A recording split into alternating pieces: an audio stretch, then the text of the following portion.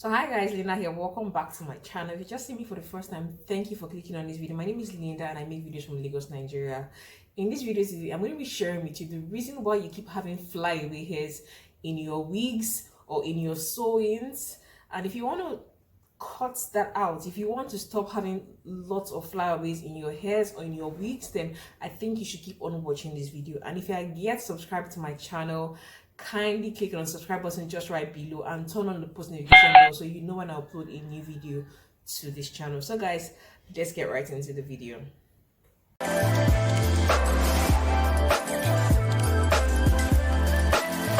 The number one reason why you keep having flyaway hairs after making your wigs or doing a sewing for a client is because you didn't match the length of the hair well.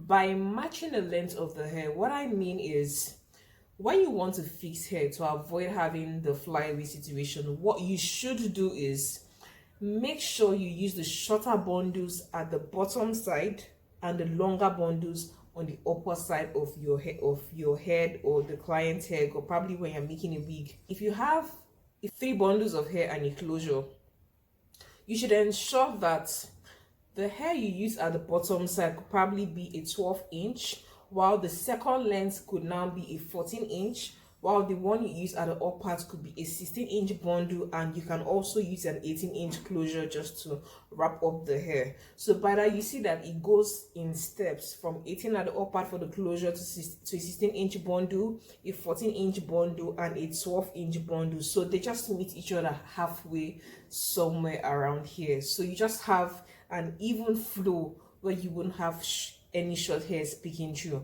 But in a situation whereby you go forward and you buy 12-inch bundles, 3 of it, and 12-inch closure, 1 of it, you put your closure, a 12-inch closure here. It's the first 12-inch bundle. You put another 12-inch bundle here. You put another 12-inch bundle here. You just find out that everything just ends up looking not as nice as you would want it, and have to cut out a whole lot of the hair at the bottom side. Or even if you don't cut out a lot of hair at the bottom side, it doesn't look well put together. Start having to deal with the issues of having flyaway hair standing at the upper part of the wig just because you use shorter lengths at the upper part. The upper part of your hair to take up more length to get to the back compared to hair you put at the back side. So you find that if you were to measure your hair, you probably have somewhere around 8-inch or even 6-inch to get to the upper part. So you need to always ensure that the difference between the bundle you use on the upper part of your hair to the one you use at the lower part has at least a 6-inch difference, so that you don't have to deal with having lots of flyaway hairs and the hair not matching. The downside of the hair starts to look too scanty because most of the hair are like at the upper part, while the bottom side has little hair. Ensure you always match your bundles correctly and your closures correctly when you are purchasing your hair. Another reason why you tend to have lots of flyaway hairs in your wigs is that you're using a closure that is single drawn. If you are buying double drawn hair, ensure you're also buying double drawn closure. By single drawn closure, it means that the strands of the hair on the closure is more scanty. You definitely have more short hairs compared to when you use a double drawn closure. If you get to use a double drawn closure, you'd have more of really long length of hair compared to when you're using a single drawn closure, where you definitely have a whole almost 50% of the hair in a single drawn closure would be short hairs. If you are buying super double drawn hair, ensure you're also getting a super double drawn closure as well, so you don't have to deal with the situation of having really nice hair and having a cheap closure to finish up the hair, which just makes it look, it doesn't make the hair look good at the end of the day. So always ensure if you're getting double drawn hair, ensure you also get double drawn closure as well. The other reason why you have lots of flyaway hairs coming out of your wig is that you are using a closure that is too short. I'm quite sure this is already a no-brainer since I already talked about the first 2 points.